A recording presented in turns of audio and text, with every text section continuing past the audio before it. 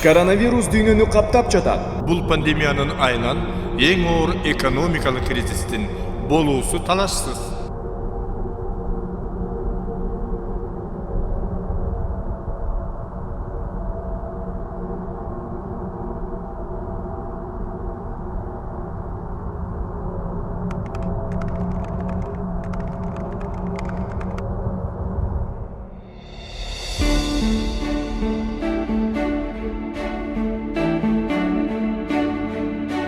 Бизнес консультациялардын баасынын 85%-на чейин төлөөгө Пик жардам берет.